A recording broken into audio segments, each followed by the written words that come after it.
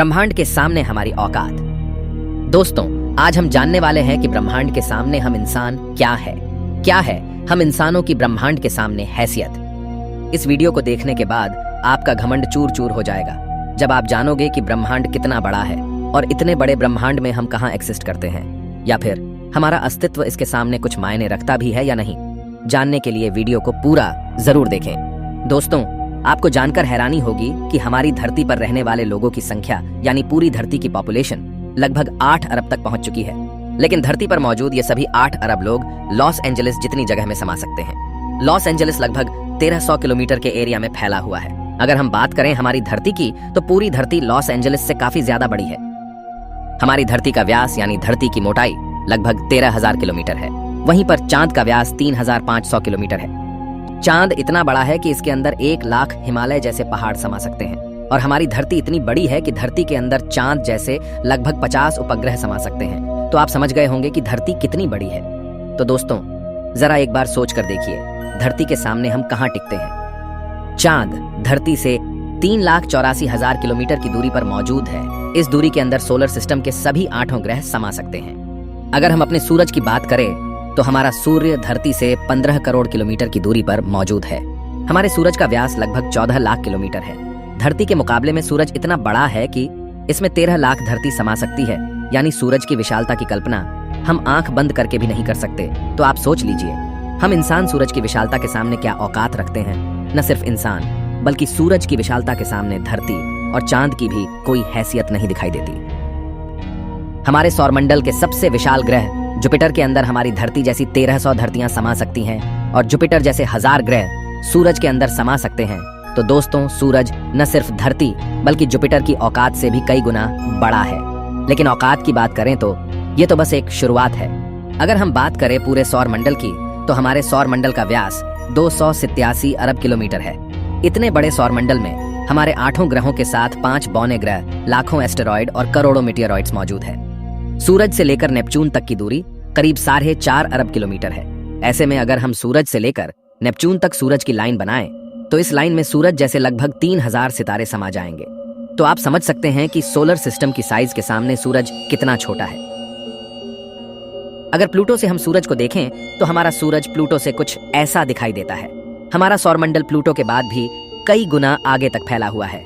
यहाँ तक हम देख चुके हैं कि सूरज की साइज भी इतने बड़े सौरमंडल के सामने काफी छोटी पड़ जाती है। अगर हम और आगे की बात करें तो सूरज से और भी बड़े तारे अंतरिक्ष में मौजूद है। ये है वेगा स्टार, जिसका व्यास 38 लाख किलोमीटर है और इसमें सूरज जैसे लगभग 20 तारे समा सकते हैं। इससे भी बड़ा तारा है आर्कट्रस, जो 3 करोड़ 60 लाख किलोमीटर चौड़ा है। इसमें सूरज जैसे 17,000 तारे समा जाएंगे। और इसके और आगे चलने पर ब्रह्मांड में एक और तारा है, रिगेल, जिसका व्यास 11 करोड़ किलोमीटर है।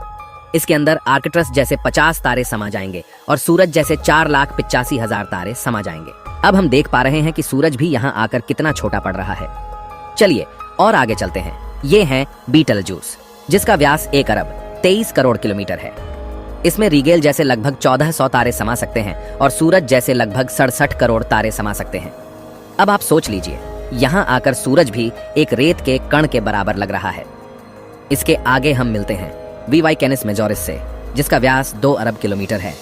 और इससे भी बड़ा तारा है यूवाई स्कूटी, जिसका व्यास लगभग 2 अरब 40 लाख किलोमीटर है।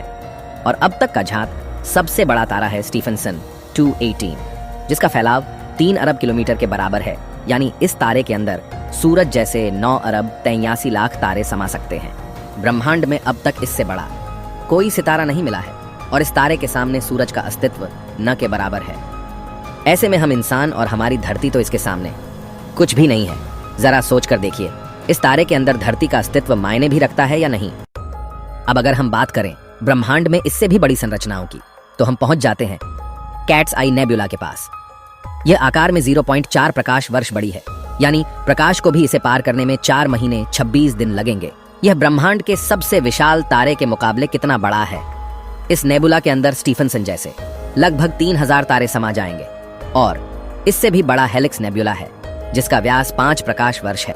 यानी प्रकाश को इसे पार करने में 5 साल लगेंगे।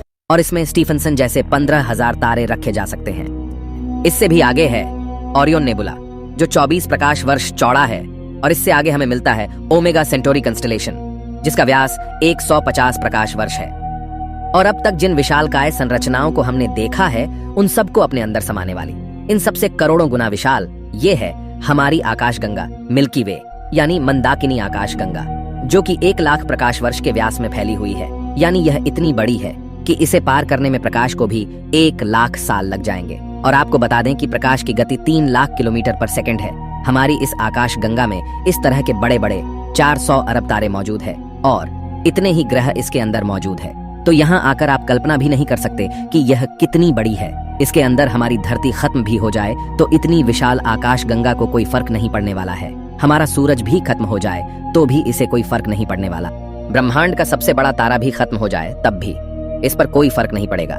लेकिन ब्रह्मांड यहाँ भी खत्म नहीं होता है। इससे भी आगे चलने पर अगर हम हमारी पड़ोसी आकाशगंगा एंड्रोमेडा की बात करें तो यह हमारी गैलेक्सी से 2 गुना बड़ी है। इस गैलेक्सी के अंदर 10 खरब तारे मौजूद हैं। अब तक जाने गए सबसे विशाल तारे स्टीफेंसन से इस गैलेक्सी को भर दिया जाए तो इसमें 40,000 खरब स्टीफेंसन 218 जैसे तारे आ सकते हैं। अगर हम और आगे पृथ्वी से 23 करोड़ प्रकाश वर्ष दूर जाए तो हमें एक और आकाश गंगा मिलती है, UGC 2885 गैलेक्सी, जो कि 4,63,000 प्रकाश वर्ष के व्यास में फैली है। यह हमारी गैलेक्सी से 4 गुना बड़ी है और इसमें 50 खरब तारे मौजूद हो सकते हैं। पृथ्वी से 100 करोड़ प्रकाश वर्ष दूर इससे भी और भयानक और बड़ी गैलेक्सी है, IC 1101 गैलेक्सी, जो कि 40 लाख प्रकाश वर्ष के व्यास में फैली हुई है और इसमें 1000 खरब तारे रहते हैं। इसके अंदर 30,000 से भी ज्यादा मिल्की वे गैलेक्सी जैसे आकाश गंगाएं समा सकती हैं। और अगर हम इससे आगे चलकर और देखें तो इससे भी ज्यादा बड़ी गैलेक्सी ब्रह्मांड में मौजूद है, जिसके सामने मिल्की वे आकाश गंगा भी कुछ नहीं है। पृथ्वी से 300 करोड़ प्रकाश वर्ष दूर ये है अल्क्योनियस गैलेक्सी, जो कि 1 करोड़ 60 लाख प्रकाश वर्ष जितने व्यास में फैली हुई है। इसमें हमारी मिल्की वे गैलेक्सी जैसी 40 लाख गैलेक्सी समा जाएगी। अब हम ब्रह्मांड के काफी बड़े स्केल पर पहुंच चुके हैं, जहां हमारी गैलेक्सी, जिसकी विशालता की हम कल्पना भी नहीं कर सकते, वह भी इसके सामने कुछ नहीं है। लेकिन अब अगर हम और आगे चले और पूरे ब्रह्मांड की बात करें तो हमारा पूरा ब्रह्मांड, जिसे हमने अब तक ऑब्जर्व किया है, वह 93 अरब प्रकाश वर्ष के व्यास में फैला है और इसके अंदर ऐसी 200 अरब गैलेक्सी मौजूद है। और ब्रह्मांड के सामने तो सबसे बड़ी आकाश गंगा अल्क्योनियस गैलेक्सी भी कुछ हैसियत नहीं रखती। और जब इतनी बड़ी गैलेक्सी भी ब्रह्मांड के सामने कुछ नहीं है तो सूरज और धरती की तो बात ही छोड़ दीजिए। और हम तो इसके सामने कहीं नहीं टिकते। हमारे जैसे 8 अरब लोग, यानी हम सब पृथ्वीवासी मिलकर भी ब्रह्मांड के सामने कुछ भी नहीं है।